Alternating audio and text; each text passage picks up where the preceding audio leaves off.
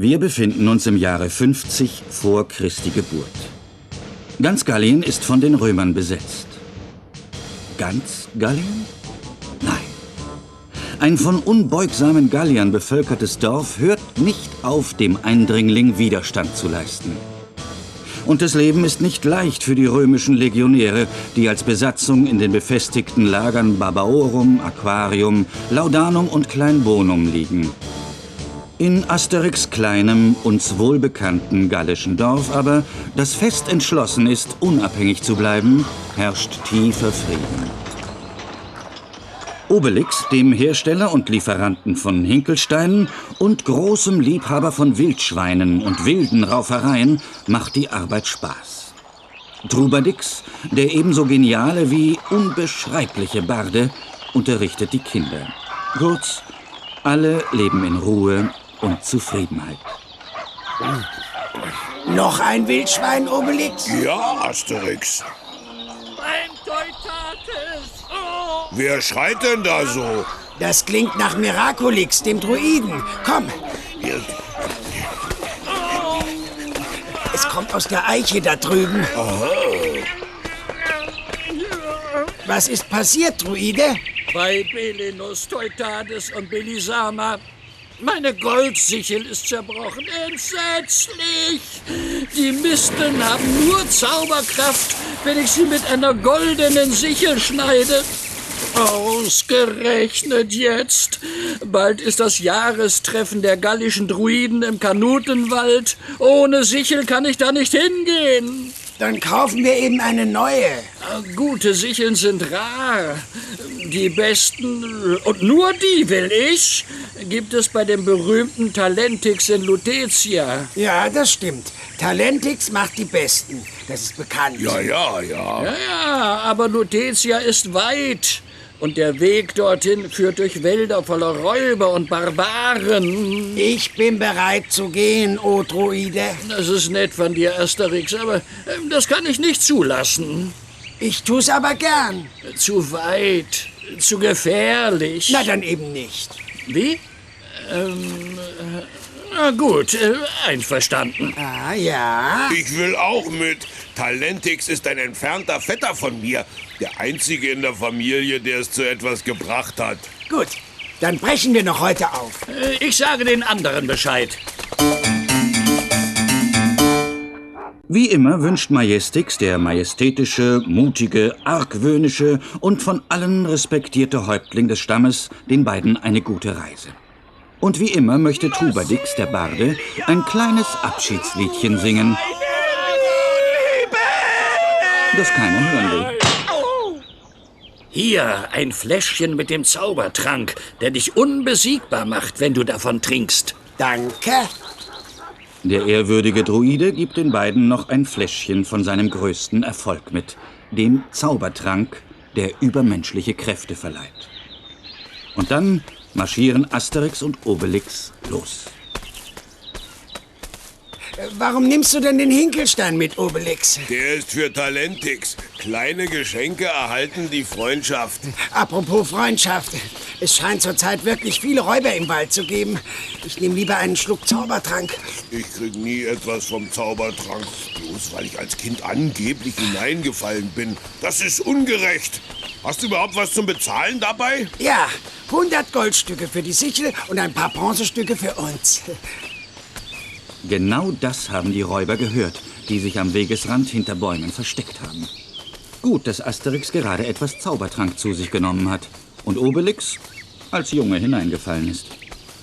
Geld her! Sind das die Räuber? Sieht so aus. Dein Vetter Talentix ist sicher sehr reich. Oh ja! Und was macht er mit all dem Gold, das er für seine Sichel bekommt? Sicheln natürlich. Hoffentlich treffen wir nicht allzu viele Räuber unterwegs. Sonst können wir unseren Schnitt nicht halten. Die halten nur auf. So ganz nebenbei sind Asterix und Obelix die Räuber losgeworden, die in Zukunft vielleicht ein bisschen vorsichtiger sein werden. Später wird es dunkel. Die beiden Gallier übernachten in einem Gasthaus, das für seine gebratenen Wildschweine berühmt ist. Am anderen Morgen geht es weiter. Die Reise verläuft ohne nennenswerte Zwischenfälle. Ein paar Räuber, einige Baustellen, etwas Trubel rund um das 24-Stunden-Ochsenrennen von Suindinum, dem heutigen Le Mans. Und eines Tages ist es geschafft. Lutetia, heute nennt man es Paris, liegt vor ihnen. So ein Gedränge. Wie kann man nur in so einer verpesteten Luft leben? Komm, wir suchen schnell das Haus von Talentix. Hier. Aber ganz so einfach, wie Asterix sich das vorstellt, soll die Geschichte nicht werden. Zwar erfahren sie, wo das Haus von Talentix liegt, und sie finden es auch. Aber dort schlägt man ihnen die Tür vor der Nase zu. Eine zufällig vorbeikommende römische Patrouille verhindert, dass Obelix auf seine Art an die Tür klopft. Um Ärger zu vermeiden, fragen sie stattdessen gegenüber nach. Vielleicht können wir im fröhlichen Averna etwas erfahren. Ja. Gehen wir hinein. Was darf's denn sein? 2 Krüge Cervisia, aber gut eingeschenkt. Ihr kommt wohl aus den Provinzen am Großen Meer. Woran seht ihr das? An dem Hinkelstein. Ich bin nämlich sehr scharfsinnig.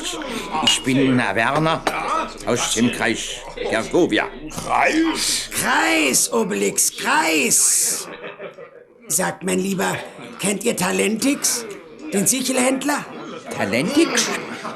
Ich kenne niemanden, der so heißt. Trinkt aus. Ich muss jetzt schließen. Kaum haben Asterix und Obelix ausgetrunken und die Taverne verlassen, versteckt sich der Wirt unter einem weiten Umhang und eilt hinüber zu einem anderen Hauseingang. Was willst du? Ich will euch warnen. Das sind 2 Männer, die suchen Talentix. Talentix? Sieh mal an. Und was sind das für Männer? 2 Gallier. Ein dicker und ein kleiner. Mehr weiß ich nicht. Ach doch, fast hätte ich vergessen. Der eine trägt einen Hinkelstein. Ein Hinkelstein? Gut, hau ab und halt den Mund, wenn dir dein Leben lieb ist. Da könnt ihr beruhigt sein. Ich schweige wie ein Hühnengrab. Jetzt will ich mich um die beiden Schnüffler kümmern. Beim Belenus, ich glaube, ich habe Glück. Tatsächlich hat der geheimnisvolle Unbekannte Glück. Obelix Hinkelstein ragt deutlich sichtbar aus der Menschenmenge hervor. Ohne Probleme kann der Lutetia den beiden Galliern folgen. Wenn wir ohne Sichel zurückkommen, kann unser Druide nicht zum Treffen in den Karnutenwald gehen. Das ist sehr schlimm. Und ich mache mir Sorgen um meinen Vetter Talentix. Ist dir bei dem Averner nichts aufgefallen? Doch, seine komische Aussprache. Die beiden biegen um eine Straßenecke und stoßen frontal mit dem unbekannten Beobachter zusammen, der sie heimlich überholt hat, um so mit ihnen ins Gespräch zu kommen. Hoppla, Oh, Verzeihung. Das war meine Schuld. macht nichts. Ganz und gar nichts. Ihr scheint fremd in unserer Großstadt zu sein. Kann ich euch helfen? Wir suchen Talentix. Talentix. Aber das ist doch mein bester Freund. Und warum sucht ihr ihn? Na, das ist aber ein Zufall. Wir wollen eine goldene Sichel bei ihm kaufen. So, ja, aber Talentix hat sich zur Ruhe gesetzt und Lutetia verlassen. Ja, das macht doch nichts. Kommt, ich kann euch Sicheln zu einem schönen Preis beschaffen. Ja, aber Und was mache ich dann mit meinem Hinkelstein? Der merkwürdige Lutetia bringt Asterix und Obelix zu einer schummrigen Taverne. Servisia? nein, für mich Ziegenmilch. Ich bekomme ein Wildschwein. Schön fett, bitte. Wildschwein gibt's hier nicht. Macht ja nichts. Wo sind die Sicheln? Wartet einen Augenblick, ich komme gleich wieder. So, ich habe mich erkundigt. Eine Sichel erster Wahl kostet 3000 Goldstücke. Einverstanden? Wie bitte? Ich habe nur 100 Goldstücke. Das ist der Preis für eine Sichel. Also entweder oder. Je näher das Treffen im Karnutenwald kommt, desto seltener werden die Sicheln in Lutetia. Das ist Diebstahl. Was? Jawohl, das ist es. Nie wieder bringe ich so schäbige Kundschaft hierher. Wer ist hier schäbig? Na du bist schäbig. Moment, Asterix. Ich hol nur schnell den Hinkelstein. Im Handumdrehen sind alle Anwesenden in eine Rauferei verwickelt. Bis plötzlich die Römer auftauchen. Alle verschwinden auf der Stelle. Nur Asterix und Obelix werden von den Römern unter Führung des Decurio mitgenommen und dem Centurio vorgeführt. Also, wenn ich's recht verstanden habe, ist ein Centurio mehr als ein Decurio. 10-mal mehr. Und über dem Centurio ist dann der Millurio oder wie? Ja. Der Centurio bringt sie weiter zum Präfekten von Lutetia. Wer wagt es, mich beim Essen zu stören? Ah, Gallier, Sie hängen mir zum Hals heraus. Diese Gallier, immer schlagen Sie sich langweilig. Hattet ihr zu viel Servisia getrunken? Nein, wir wollten nur eine goldene Sichel für unseren Druiden kaufen. Ach, wisst ihr, es gibt in Lutetia eine Sichelschieberbande, denn Sicheln sind jetzt sehr gefragt wegen des Treffens im Karnutenwald. Man bekommt sie nur noch bei diesen Schiebern, vor allem seit Talentix, der Sichelspezialist, spurlos verschwunden ist. Dann ist er vielleicht von den Schiebern entführt worden? Oder umgebracht. Verschwindet jetzt und lasst euch hier nicht mehr blicken. Ihr langweilt mich. Ich bin schlapp.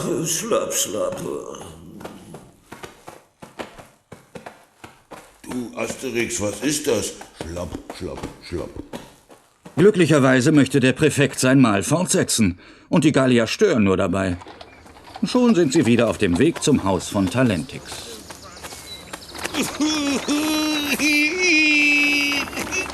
Mein armer, fetter Talentix. Wir finden ihn schon wieder, Obelix. Sag mal, wie sieht er denn aus? Wie er aussieht, weiß ich nicht. Ich hab ihn ja noch nie gesehen. Na gut, dann komm, vielleicht finden wir in seinem Haus eine Spur. Ist doch wahr. Wie soll ich wissen, wie er aussieht, wenn ich ihn noch nie gesehen habe? Was Asterix sich so denkt.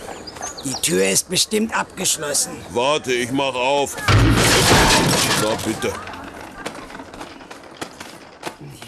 So ein Durcheinander. Komisch.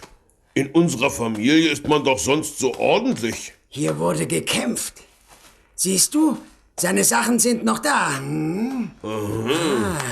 Ja, dagegen fehlen seine Werkzeuge, seine Sicheln und sein Gold. Dein Vetter ist von den Sichelschiebern entführt worden. Armer Talentix. Das beweist, dass Talentix noch lebt. Beim Teutates, wir finden ihn wieder. Fein. Wir lassen uns hier häuslich nieder und als erstes gehen wir einkaufen. Gute Idee. Nachdem die beiden ein paar Wildschweine gekauft, gebraten und verzehrt haben, legen sie sich zur Nachtruhe nieder.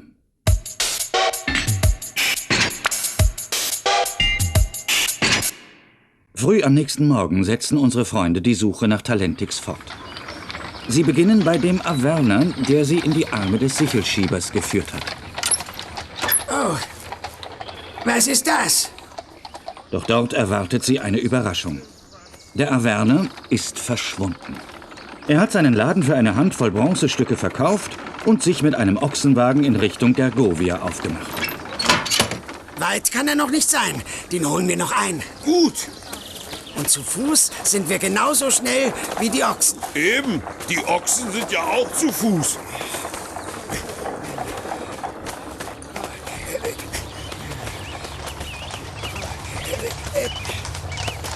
Da, die Römerstraße 7.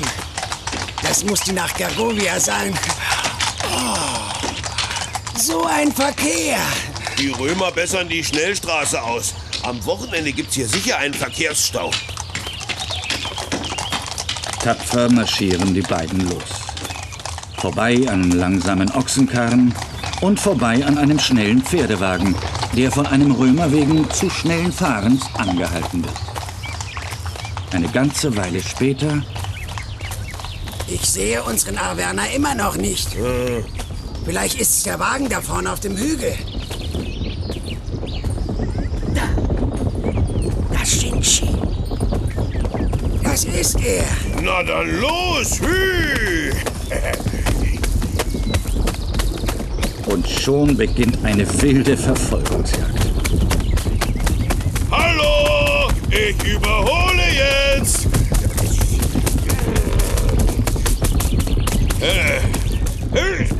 An mir kommt kein Ochse vorbei. Was fällt euch ein? Was wollt ihr? Wo ist Talentix? Sag uns, was du weißt. Hilfe! Wird's bald. Hilfe! Loslassen! Aufhören! Lass ihn mir, Asterix. Ich sag's ja alles. Eines Tages sind Männer gekommen, die haben Talentix mitgenommen. Weil ich zufällig vorbeikam, da wollten sie mich aus mitnehmen. Und dann hat mich der eine namens Stupidix laufen lassen, unter der Bedingung, dass ich jeden melde, der Talentix sucht.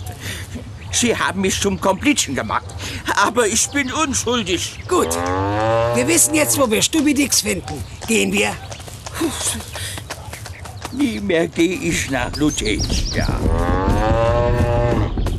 Wir hätten einen Ochsen zum Kosten mitnehmen sollen. Ich hab Hunger. Asterix und Obelix gehen zurück nach Lutetia. Nach dem, was uns der Arverner gesagt hat, ist das Haus von Stupidix. Mach auf, Stupidix! Aufmachen! Beim Teupatris! Einschlagen? Einschlagen! Fein! Niemand da. Los! Alles durchsuchen! Es kommt, wie es kommen muss. Genau in diesem Moment kommt wieder die römische Patrouille an Stupidix Haus vorbei. Natürlich werden Asterix und Obelix von dem Decurio mitgenommen. Diesmal allerdings werden sie nicht dem Präfekten vorgeführt, sondern vom Centurio gleich in den Kerker geworfen. Einschlagen? Nein, Obelix, noch nicht. Wenn ich denke, dass wir nur eine Sichel kaufen wollten, dann... Es liebe Centurix, du, was wollt ihr denn hier? Wir suchen einen namens Stupidix. Die kenne ich. Hat im Lokal von Bossix gearbeitet. Ein Weinchen gab's da, das hat noch keinem geschadet. Aber jetzt haben die es zugemacht. Aus, so traurig.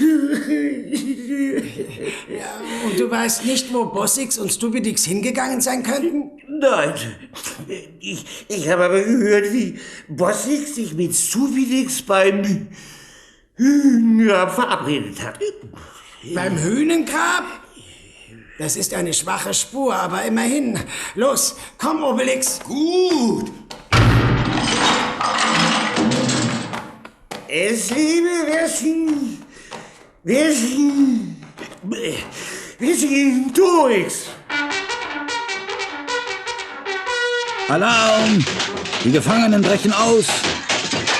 Schon befinden sich die Gallier wieder im Kampf gegen die Römer.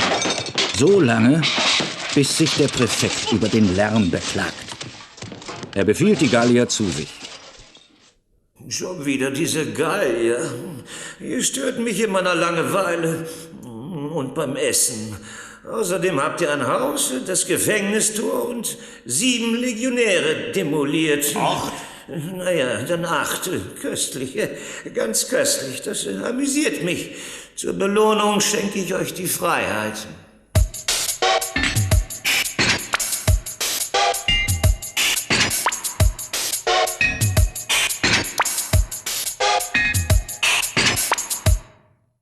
Asterix und Obelix verschwenden keine Zeit. Kaum sind sie wieder frei, setzen sie ihre Suche nach Talentix, dem Sichelmacher, fort. Ein Fremdenführer weigert sich, sie zum Hühnengrab zu führen, weil es dort Wölfe und Räuber gibt. Immerhin sagt er ihnen, dass es sich im Wald befindet, in Richtung Sonnenuntergang. Komm, wir suchen den Wald, der in Richtung Sonnenuntergang liegt. Nur ein einziges Hühnengrab. die Armen. Belenus, der Sonnengott persönlich zeigt uns den Weg. Schau, die Sonne ist kurz davor unterzugehen. Das ist aber nett von dem Belenus. Hast du keine Angst, auf Wölfe zu stoßen? Nein, aber ich hoffe, dass wir auf Wildschweine stoßen, denn ich habe Hunger und Wolf mag ich nicht. Wir stoßen sicher auch auf Räuber. Ah nein, sowas esse ich nicht. Bald darauf nähern sich unsere beiden Freunde dem dichten Wald, der noch nicht weiß, dass er einmal Bois de Boulogne heißen wird. Wir Gallier kennen keine Furcht. Auf was stoßen wir wohl zuerst? Auf Wölfe oder auf Räuber? Wollen wir wetten? Oh ja! Bei Wölfen zahlst du eine Runde Servisia, bei den Räubern zahl ich. Top! Wölfe, ich hab gewonnen. Mistviecher. Das Heulen kommt von da drüben. Immer muss ich verlieren. Das ist ungerecht. Was habe ich gesagt? Da sind sie. Oh, ich weiß. Herr Asterix ist super schlau. Herr Asterix weiß alles. Warum gucken die Wölfe nach oben? Auf dem Baum gibt's sicher was zu essen. Was habe ich gesagt? Trotzdem hast du die Wette verloren, du Schlauberger. Das gilt nicht. Du hast ja die Bedingungen vorgeschlagen. Sei doch kein Spielverderber, Obelix. Während die beiden so vor sich hin streiten, bittet der Räuber auf dem Baum, um einen solchen handelt es sich nämlich, dass sie ihm endlich Hilfe leisten mögen. Das tun sie dann auch. Ihr könnt runterkommen. Alles frei. Hättest du nicht ein bisschen früher auftauchen können, wie? Dann hätte ich die Wette gewonnen. Tut mir leid. Der Räuber bedauert zwar, dass er nicht früher auftauchen konnte, aber zum Hünengrab bei der großen Eiche mitten im Wald will er sie zu dieser Zeit dann doch nicht führen. Nie und nimmer nicht. Wollen wir ihn zurückholen? Nicht nötig, wir finden es auch alleine.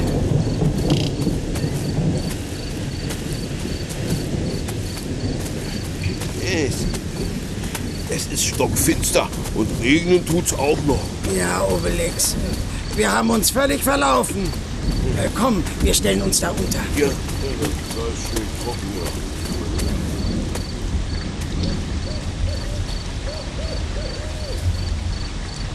Die Regenwolken gehen weg und der Mond kommt. Ja, aber wir haben uns verlaufen.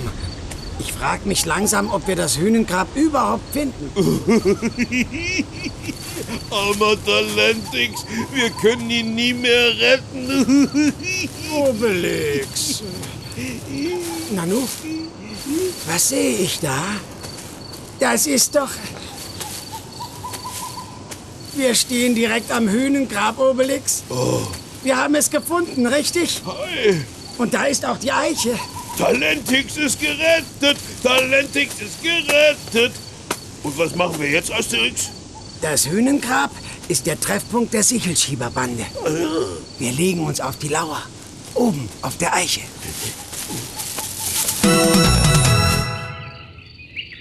Stunden vergehen. Der Sonnengott nimmt wieder seinen Platz am Himmel ein. Da plötzlich... Wach auf, Obelix. Da kommt jemand. Das ist Stupidix. Sollen wir? Nein, Obelix, sei still. Aber warum denn nicht? Psst, Obelix. Wenn du es mir nicht erklärst, mache ich's allein. Außerdem bin ich dann beleidigt. Ich will wissen, wo er hingeht, Obelix. Sei jetzt still. Wir müssen ihn beobachten. Oh! Er ist weg! Das ist deine Schuld, Obelix. Du hast mich abgelenkt. Nein, deine. Hättest du mich nicht zurückgehalten? Hier hören die Spuren auf. Vielleicht gibt's hier eine Falltür. Ich such mal. Ah, ich hab sie! Warte, Obelix. Ich nehme nur ein Schlückchen Zaubertrank. Dann komme ich nach. Ja. Und hopp. Dann Teutates. Folgen wir dem Stollen da? Wir folgen ihm. Oh, da vorne ist ein Licht beim Belenus. Bei allen Wildschweinen. Der Himmel falle mir auf den Kopf. Goldsicheln, Tausende von Goldsicheln. Ich würde sogar sagen, Dutzende von Goldsicheln. Für kleine Druiden, für große Druiden, für mittelgroße Druiden, für starke Druiden. Interessiert euch vielleicht unser Sichellager? Ergreift sie! Jawohl, ergreift uns. Oh ja, oh ja. Vom klaren Himmel strahlt warm die Sonne, die Vöglein zwitschern munter in den Zweigen, im Moos tummeln sich die Eichhörnchen und unter dem Moos...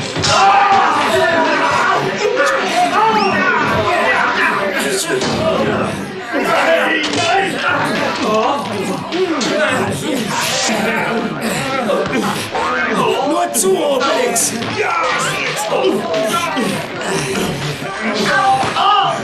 Sind noch welche übrig, Asterix? Nein, Obelix, du machst gerade den letzten fertig. Nanu, Obelix, Ja. ich kann Bossix nicht finden. Das beunruhigt mich. Dem kann nichts passiert sein. Er ist gerade eben abgehauen. Auf jeden Fall habe ich Stupidix. Na, wenigstens etwas. Ihr anderen haut ab. Wir brauchen euch nicht mehr. Lasst mich durch! Lasst mich durch! Du nicht. Du hast uns noch was zu erzählen. Ich sage nichts! Gib sie ihm, Obelix. Ich sage alles! Viel weiß ich aber nicht. Der Stollen dient nur als Sichellager. Die Sicheln macht Talentix. Und Bossix bringt sie hierher. Mein fetter Talentix? Ja. Wo ist Talentix? Er ist Gefangener vom großen Chef. Bossix ist also nicht der große Chef. Nein, aber nur er kennt den großen Chef. Der Himmel falle mir auf den Kopf, wenn ich lüge. Beim Teutates. Komm, Obelix. Wir müssen versuchen, den großen Chef zu finden. Ich komme. Und ich? Was wird aus mir? Du bleibst in dem Stollen und bewachst die Sicheln. Sie gehören Talentix. Ja, aber gewiss doch. Mit Vergnügen.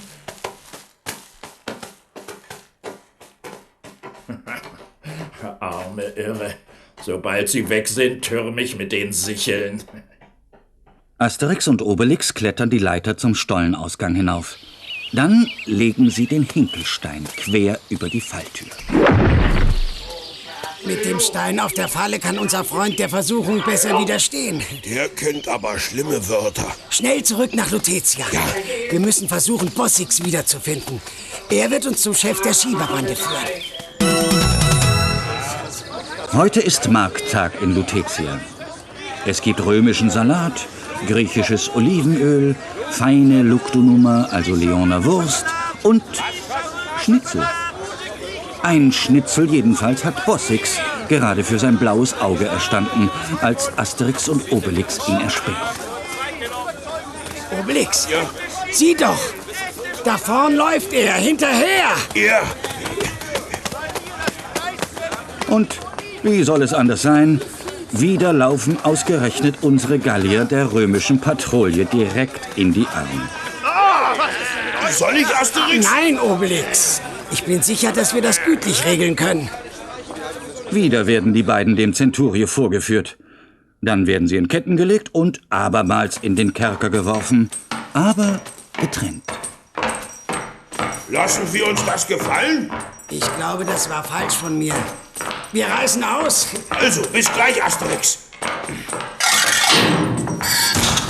Ich gebe dir Bescheid, Obelix. Gut, ich schlafe inzwischen ein bisschen. Hey, Römer! Ja? Lass die Tür ruhig auf. Ich gehe sowieso gleich wieder.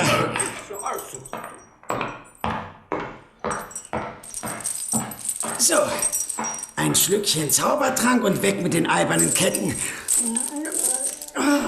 Verflixt. Wie komme ich bloß an die Flasche mit dem Zaubertrank? Aber euch kenne ich doch. Was? Du bist immer noch hier? Ja, ich war draußen, aber Sie haben mich wieder eingeholt. Hör mal, nimm die Feldflasche aus meinem Gürtel und gib mir zu trinken. Es lebe Wilhelm Citrix. Kann man das trinken? Ist das gut? Beim Teutates, beeil dich, du versoffene Amphore. Was?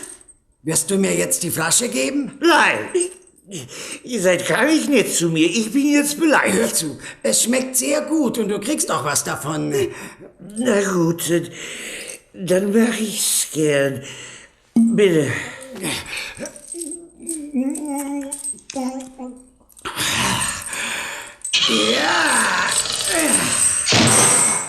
Und jetzt schmeckt aber komisch. Ich muss gehen. Du kannst mitkommen, wenn du willst. Es liebe Upse, wer du geht, Tritzig. Psst. Leise. Kommst du, Obelix? Ich komme, Asterix. Es liebe Gilgutrix. Bist du jetzt still? Es liebe Vegetruzerix. Wirst du jetzt still sein? Ruhe! Das musst du jetzt bekommen. Da sind die Römer. Fein. Ein Glück, dass ich gerade einen Schluck Zaubertrank genommen habe. Ich bin in Form. Ich dagegen fühle mich ein bisschen schwach. Mit leerem Magen. Ich glaube, mehr als 3 auf einmal schaffe ich nicht. Jetzt ist aber genug. Gehen wir. Sollen wir nicht noch die Kohorte da hinten fertig machen? Wir haben Wichtigeres zu tun, Obelix. Wir müssen Bossix wiederfinden. Und schon sind Asterix und Obelix wieder unterwegs. Ich hab Durst. Der Saft, den ich getrunken habe, war gar nichts gegen den Durst. 2 Römer. Lass mich raus, ich gehe eine Servisia trinken und komm dann sofort zurück. Sowas. Es liebe Wesley. Es liebe dieser Dingsbums. Asterix und Obelix suchen immer noch den Ausgang und finden eine Tür. Ist das nicht der Eingang zu den Gemächern von Gracchus Überdruss, dem Präfekten? Ja. Ausgezeichnet. Mit dem haben wir sowieso ein Wörtchen zu reden.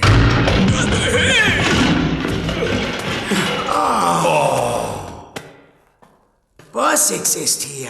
Ja! Also, der Präfekt ist ein Betrüger. Ja. Er ist der Chef der Goldsichel-Schieberbande. Sollen wir ihn verhaften? Lasst ihn, er sagt die Wahrheit. Ich bin tatsächlich der Chef der Goldsichel-Schieberbande. Ich tat es, um mich zu zerstreuen. Ich langweile mich so sehr. Und ich tat es auch des Goldes wegen. Gold ist das Einzige, was mir noch Spaß macht. Acta ist Fabula, das Geschehene ist eine Fabel. Gib mir noch ein Hähnchen, Bossix. Hähnchen, jawohl. Und Talentix? Wo ist Talentix? Ja, mein lieber kleiner Vetter. Der Sichelhersteller, den ich gefangen nehmen ließ, eingelocht, unten im Keller. Komm, Obelix. Ja.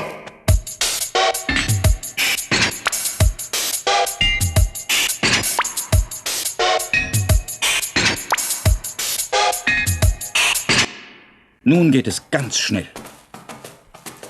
Talentix. Talentix, ich bin Obelix, dein Vetter. Und das ist mein Freund Asterix. Du bist frei, Talentix, frei. Frei! Glücklich fallen sich die 3 in die Arme. Und Talentix sieht tatsächlich genauso aus wie sein Vetter Obelix. Nur, dass Obelix eben als Kind in den Zaubertrank gefallen ist. Natürlich. Die Römer nehmen Talentix die Ketten ab und legen sie Gracchus Überdruss und Bossix an. Endlich etwas Abwechslung. Wenn Caesar erfährt, dass ich ein krummes Ding gedreht habe, wird er bestimmt wütend. Und dann schickt er uns auf eine Galeere. Oder er wirft uns den Löwen zum Fraß vor. Das wird spaßig. Etwas später außerhalb des Kerkers. Obelix, Ja. lass uns Talentix zeigen, wo die anderen Sicheln sind. Ja. Unter dem Hünengrab im Wald. Komm, wir holen sie gleich. Ja. Noch etwas später. Der arme Stubidix. Er ist gerannt, als hätte er Teutates auf den Fersen. Beim Belenus. Der kommt so bald nicht mehr nach Lutetia. Talentix ist so froh über den Ausgang, dass er Asterix und Obelix erst einmal zu sich einlädt. Er bewundert, wie Obelix ein Wildschwein verdrückt. Er schenkt den beiden die Goldsichel, die sie eigentlich kaufen sollten, aus Dankbarkeit. Und er selbst erhält ein Geschenk von seinem Vetter Obelix, den Hinkelstein. Danke. Den kannst du überall hinstellen. Ja? Und nun müssen wir wieder zurück in unser Dorf. Der Druide wartet auf seine Sichel. Auf Wiedersehen, Vetter Talentix. Komm uns bald besuchen. Das werde ich machen. Auf Wiedersehen. Es wird ein schwerer Abschied. Aber unsere Freunde müssen zurück nach Hause. Mit der Goldsichel machen sie sich auf die Heimreise. Eine ruhige und ereignislose Reise. Lutetia, das ist die Blonde. Lutetia, das ist die Blonde. Natürlich gab es in den Wäldern ein paar anmaßende Räuber.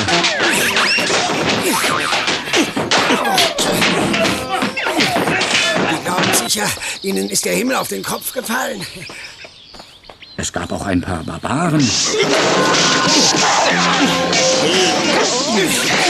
Komm, Obelix, trödel nicht. Und ein paar unvorsichtige Wildschweine.